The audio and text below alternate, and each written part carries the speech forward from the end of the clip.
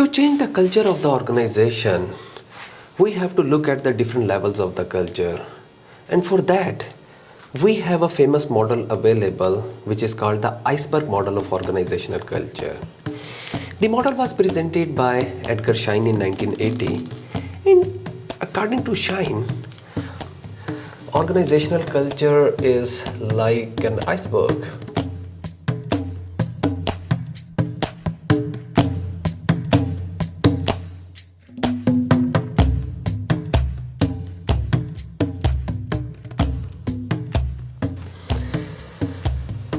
And the area above the water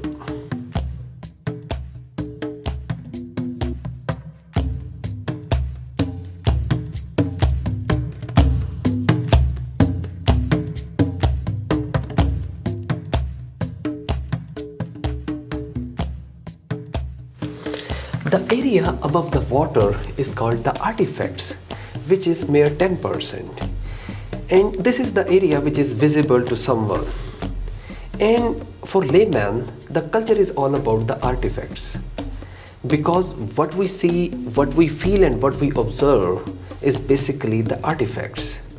For example, the building, the machinery, the furniture and fixture, and maybe the dressing of the individuals, and also the way employees greet you, the way they are interacting. These are all the artifacts because these are something which is visible and observable. But obviously there is much into it, and to understand the culture we have to go at the second level, and this level is called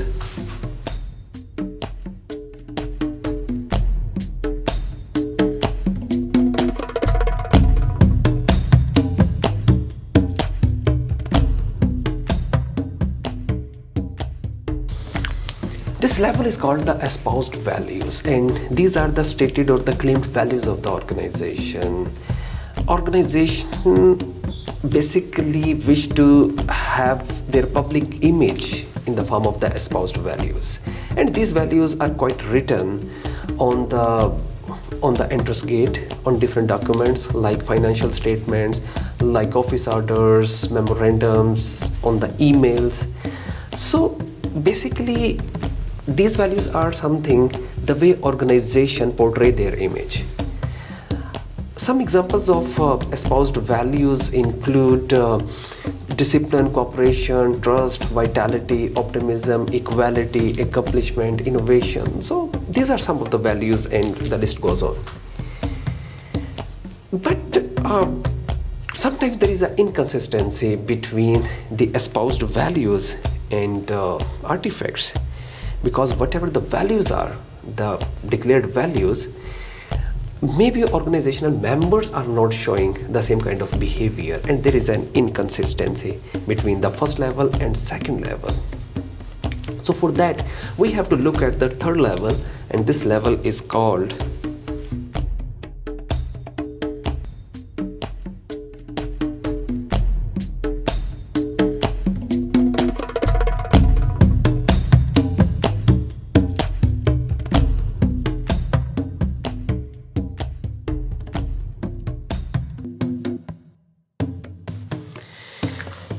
So the third level is called the underlying assumptions, and here we have the core values and beliefs, or the basic values of the individuals.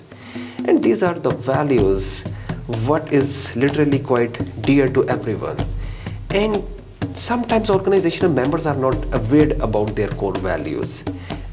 As they switch their organization, or as they come out of organizational culture and examine their culture from the analytical lens.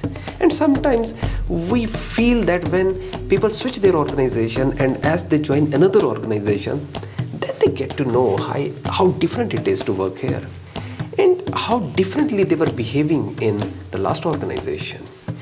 And I would say this one is the epicenter of the culture, and to change the culture, we have to work on this area. We have to change the basic beliefs and the values of the organization. The question can be how we can change these underlying assumptions or the values and the beliefs? So there are a number of ways. For example, we can provide some counseling, training and development can play an important role, and then it can be the help of the change agent. Reward system can also play an important role because we follow the behavior which is positively rewarded. Last not the least is the role of the leadership. The kind of the behavior and attitude leaders are having implies follow the same behavior. So the leader can be trained or can show some kind of the behavior, or they can propagate the values which is literally important for the organization. And if we don't work on this area and we just follow the espoused values, then we cannot change the culture. For example, organization wish to have a culture of the equality, and if equality is not part of the core values, employees would be having the power distance.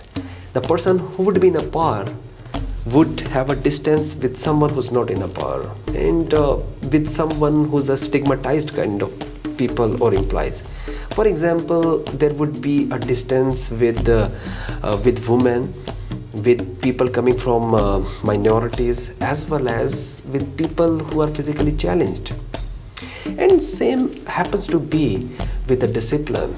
If the discipline is just the espoused value, the declared value, and this discipline, if it is not the core values or core value system, then employees would be showing some deviant behavior. They would be coming late. Absenteeism would be a constant feature of the organization.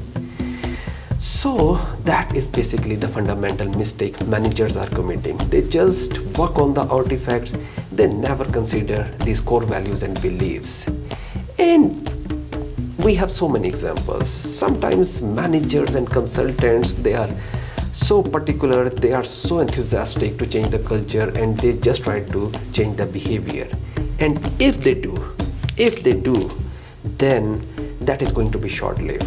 For a permanent change, they have to change the core values, or otherwise we have so many examples. Managers follow the same old orthodox culture. Even they try to change the culture, but finally they have to be the part of that culture. And literally what happened with the Titanic? Titanic was a big ship, but when it hit the iceberg, apparently the iceberg was so small because the area above the water looked so small. But as it hit the iceberg and the area below the water, then it was a big disaster.